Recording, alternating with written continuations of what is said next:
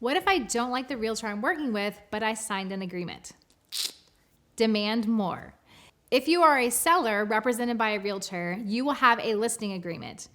It will have an early termination penalty in it. Pay attention to what is filled in there. More often than not, it may actually be zero, meaning zero penalty to you to ask to walk away and void the agreement. I will say, even if it has something in writing, still ask the realtor, and if necessary, ask the broker above them, because technically your agreement is with the broker. And personally, if someone is not having a great experience with me, I don't want to keep them held hostage.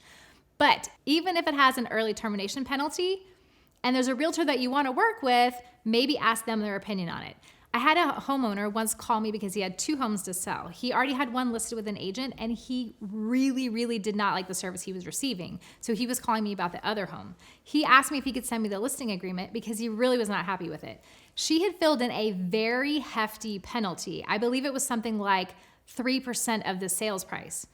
But me looking over it for about 5 minutes, I advised him, here's a loophole. She said 3% of the sales price. If you never go to closing, you technically don't have a sales price. So there might still be a way out with an educated eye on it.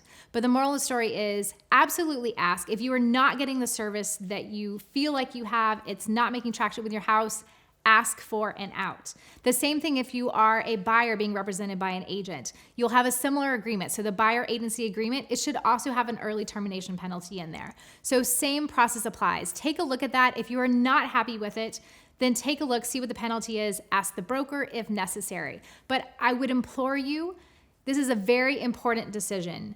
And it's a very important impact that it's gonna have on your home, your dollars, your family, you name it. So please, if you're not happy with the service, I promise we're not all created equal. If you need help finding an agent in your area that is going to meet up, ask me.